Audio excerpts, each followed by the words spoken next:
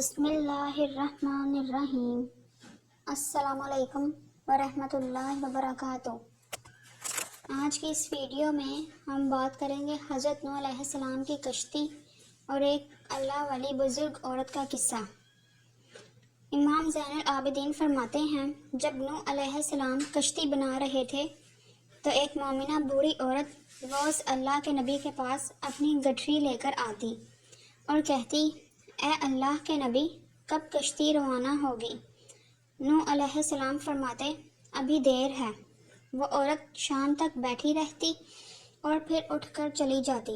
ایک دن نوح علیہ السلام نے فرمایا کہ اے عورت، جب جانا ہوا تو تمہیں بتا دیا جائے گا۔ یہ عورت واپس چلی گئی اور انتظار کرنے لگی کہ کب نوح علیہ السلام بلائیں گے۔ اس دوران عذاب آ گیا اور کشتی روانہ ہو گئی، لیکن نوح علیہ السلام نے اس عورت کو نہ بلایا۔ ظاہری طور پر نوح علیہ السلام کو اس کو بلانا بھلا دیا گیا۔ جب طوفان تھما تو ایک دن نوح علیہ السلام کے دل میں محبت اٹھی کہ شہر کو دیکھوں جہاں سے چلا تھا۔ وہاں آئے اور قریب جا کر دیکھا تو ایک جھونپڑی میں دیا جل رہا تھا۔ نوح علیہ السلام یہ دیکھ کر چونک گئے کہ روئے زمین پر کوئی ایسا گھر بھی ہے کہ اتنے عظیم طوفان کے بعد بھی جس میں چراغ جل رہا ہے۔ انہوں نے وہاں تکبیر بلند کی تو وہ عورت سامان لے کر آ گئی اور کہنے لگی، یا نبی اللہ، کیا کشتی تیار ہے؟ چلیں۔ نوح علیہ السلام نے حیرت سے اس کو دیکھا اور کہا، رکو بڑھیا، کیا تمہیں کچھ بھی پتہ نہیں چلا؟ وہ کہنے لگی، یا نبی اللہ، کیا نہیں پتہ چلا؟